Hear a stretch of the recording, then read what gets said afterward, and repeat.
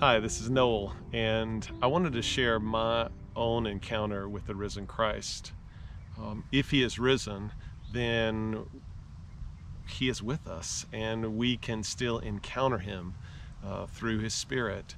So we're asking people to share their stories, and I hope that this sparks for you either a hunger to seek the presence of the Lord that's all around you, and to tell your story of how you've encountered Christ. The beauty is we encounter Christ, each of us, in unique ways and in ongoing ways. So, so I wanted to share my story. I'm going to do it in a condensed version, and then in the comments below, I'm going to include a link for extended version. So I grew up in a small rural church and went off to the big college, and I wouldn't say that I lost my faith. It was just there that I started to seek a personal faith. You know, I had lots of questions. I had been raised in the faith, but there comes a time in which you have to make it your own. And in that time, I didn't doubt that God existed. I didn't doubt that Jesus was even the Son of God, or died and was raised on the third day. I didn't doubt those things, but I questioned whether God was near, whether God knew me and loved me. And it was a time, a lot of young adults, I guess, ask these questions. What is my purpose? What is my value?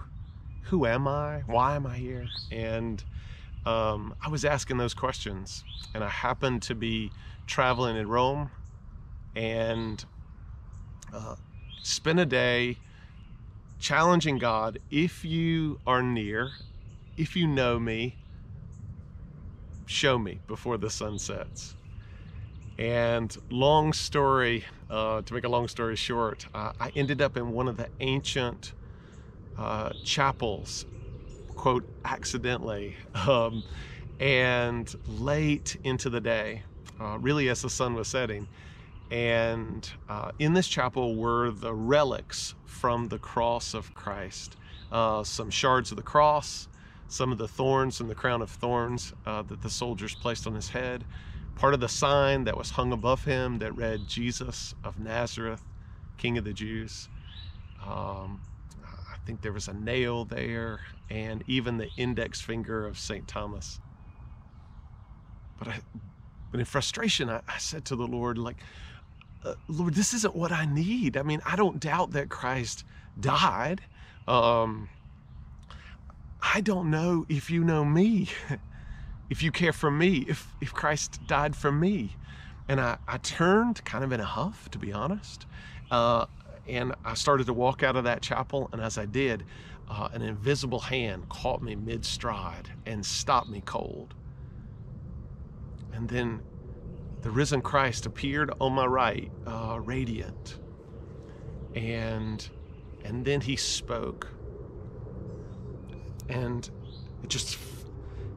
it filled my whole being with his voice. It wasn't a voice that you hear, it was a knowing and understanding. But if I were to translate it, Jesus said this very clearly. Noel, which is probably the best word that Christ could speak over me, right? Answered my cry, my demand, my longing. Noel, why have you made my death for you unnecessary? Noel, why have you made my death for you in vain?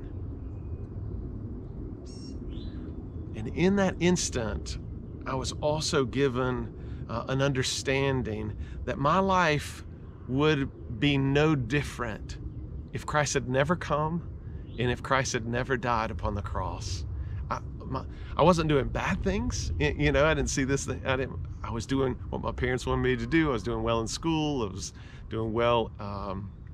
Was doing well in the sports field. I was trying to be nice to my friends, and but still, nothing in my life was being nourished by, was growing out of the love of Christ flowing out of his death. And as part of that understanding, I was able to see the heartbreak of Christ, or not see it, but feel the heartbreak of Christ, that he had given me everything, all that he is, and my life, it meant nothing in the way that I was living. It meant nothing in my sense of who I am and what my purpose is, and it broke my heart. And so I started to weep, and as soon as he let go of me, I wanted to get as far from him as I could, just to feel his heartbreak and to feel the shame of that. I ran, and I started running through the streets of Rome, and I ran, and I ran.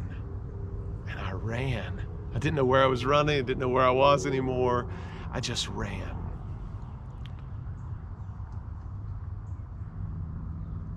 And then ultimately, I stopped running.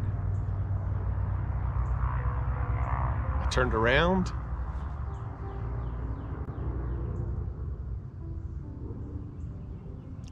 And I've been on a journey ever since. Frail as it is, and frail as I am, frail as my heart is, I've been on a journey trying to live out of the truth expressed in that encounter and in the death and resurrection of Jesus, that God knows me. God knows me by name. God loves me in such a way that God values my life more than God's life, which isn't unbelievable, unimaginable, incomprehensible. I've tried to let him love me.